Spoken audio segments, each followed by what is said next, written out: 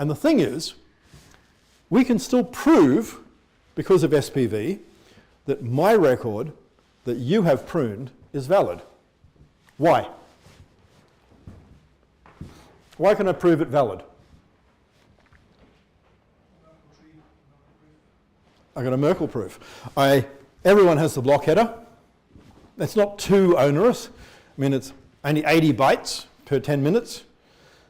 Anyone who sends any TikTok photos ever in their life can afford the entire blockchain for human history, because those silly little videos that you have with people falling off skateboards have more information in that little video than the entire blockchain will for the next 1,000 years.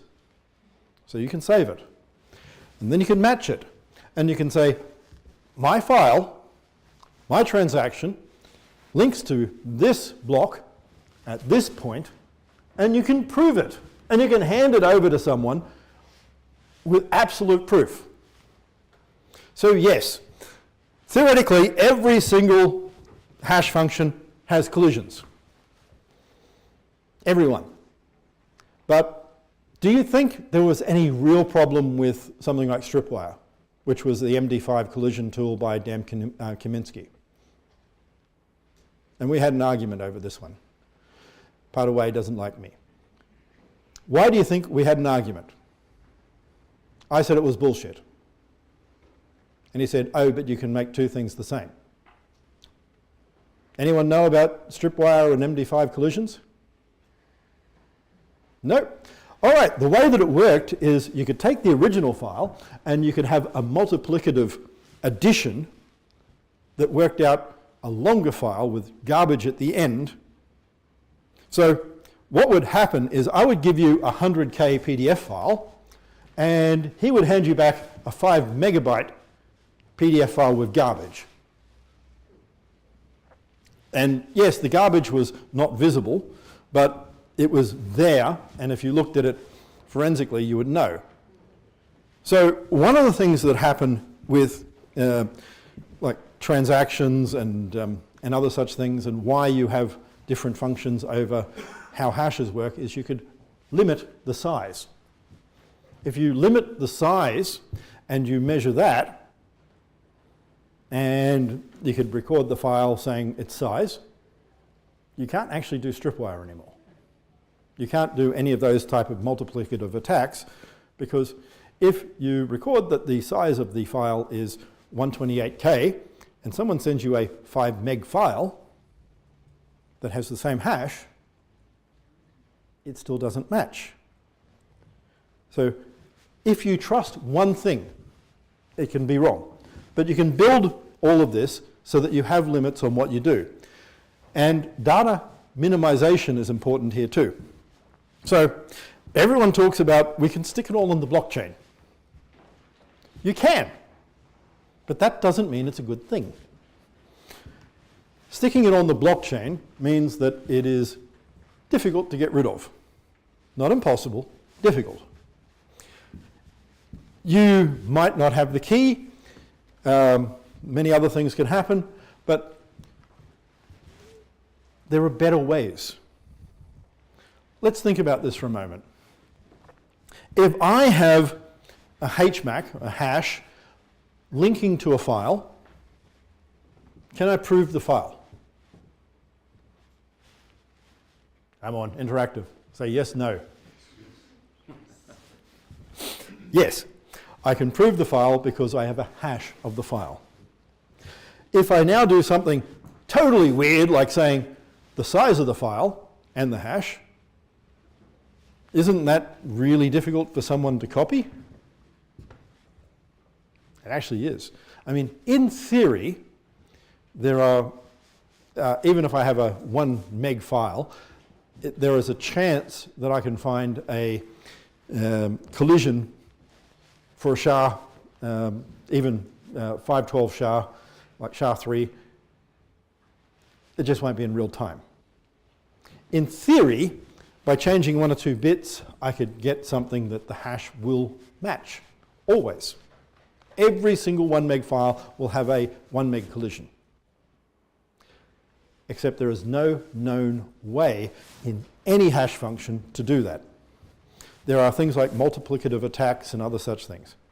There is no such thing as picking the right 1 or 2 bits to flip so that I have a dot somewhere on the image that is wrong, but the hash now matches.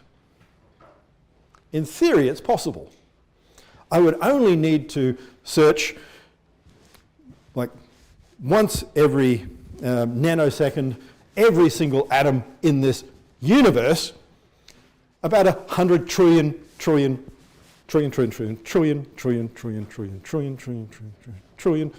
times. And I'm done. Yay. With Moore's law, we should be able to do that sometime around the end of the universe, in 100 trillion years or so. It should be possible if we keep doubling.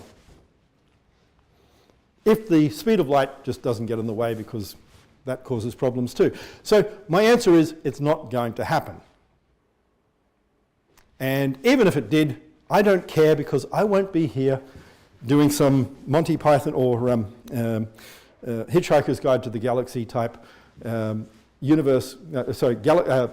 at the end of the galaxy thing where I watch the universe die, because I'm pretty sure I'll be dead before 100 trillion years from now. So, reality, don't put everything on chain. What are you putting there and why? Privacy also means choosing how, when, what you're doing. And if we validate information, that doesn't necessarily even mean putting every hash of everything out there. Remember I said HMAC before. So when we're doing all of this, and if we're a corporation, then if we do hash of data, stuff, then if stuff isn't used for everything, our hash can link to the individual. And stuff could be something like hash of PKI ID, or want to make it even better, hash of PKI ID concatenated with secret Diffie-Hellman between the two. If we do that, now it ties to the individual. If we have private data, medical records, etc., don't we want it linked to that individual? Do we want it searchable by everyone? Now here's the thing. If you have just a hash, that hash always ties back to the file. If you have the same file, the same hash will match. As I said, this is a function used by police all around the world now for child porn. They scan, they look for hash information. They don't even need to go out there and get warrants, because most of the internet is now on things like Hadoop and Cassandra, and they're all indexed by hashes. So if they get a file that matches a hash, they go, beauty, and they go and they send a warrant out to the ISP, and they take it down. So they need to basically just have a hash. But what we want to do, and I'm not doing this so that bad guys can try and do it the same way, but they probably will, is we want to do something that ties to the individual. We want to create a Diffie-Hellman key exchange, ECDH, between them and us, which we can always calculate. Because remember, the way that this works is if I have their public key and my private key, I can calculate the secret. But equally, if they have their private key and my public key, they can calculate the secret. So both parties, and that's both, now have a means of finding this information. So if I'm storing on Google in the future, then my hash that links to my encrypted file now links to me. But Google knows that. And I know that. But if someone else searches the internet, they don't know that. Why? because it's like a HMAC. It's a simple keyed function. And all we've done to create that simple keyed function, without going into any of the more complex HMACs, is concatenate the two values, and bam, it's private. Now, you can say, oh, but there can be collisions. How often do we expect collisions in even RIPE-MD 160? No? Well, if we create 2 to the 80 files, we could expect that there is a slight possibility that one of those files will have a collision. How often do we create 2 to the 80 files? Anyone know how big 2 to the 80 is?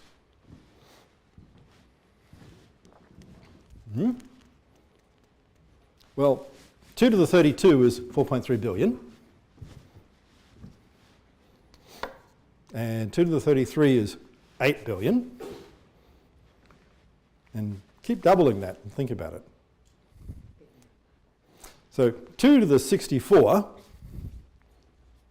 is the chessboard problem, which is if you have 1 grain of rice for everything, you actually have more rice than, well, the weight of the galaxy. So you have a little bit of rice. But we're probably not going to worry about having that many files. We're not going to get to the point where suddenly we go, oh, there's a collision. Theoretically, it's possible. Lots of things are possible. Under quantum physics, it's possible that if I run at the door, all the atoms might just be aligned perfectly with mine so that the gaps in all of our material coincide, and I run straight through that solid wall. It is possible. It's up there. I mean, in theory, I could have a quantum event where I fall through the floor. I just haven't met anyone that it's happened to before, apart from when the floor collapses. So, we've got all this stuff right now, you know. I mean, many years ago, not that we actually talk about it or really continue to talk about it, which we should, nChain started by putting out SDKs. And they're still available, and we even update them occasionally, and don't tell anyone, which is something we're going to fix. Because what's an SDK? Yes. And we're terrible, evil people at nChain who actually go out there and make developers do shit, because we couldn't be bothered being Google and owning the world. And no, we're lazy. We actually want to just give it to you so that you guys have to do shit, which is working really well so far because we haven't told you can do shit. We have this stuff in there. We have the functionality for 42 for doing all the HMAC stuff I've talked about, for registering keys, for developing that stuff. And we're going to have to do a better job at sales and marketing. Hint. Because if no one knows we have it to make life simple, then no one's going to use it. So let's actually think about what this means for a moment. If we want to build a wallet, then we should be doing it for a purpose. Now, everyone thinks about cryptocurrency. Let's think beyond that. What is Bitcoin's real purpose? It is a digital token system that allows for the exchange of money, the exchange of value, the saving of records, and the tracking and transmission of information. All of the above. Let's think what that means. How many applications out there are completely fucked in the world? Anyone want to have a guess? I'd say about all of them, yeah. I mean, so medical compliance. Anyone see the thing last year about a whole lot of medical records in the US getting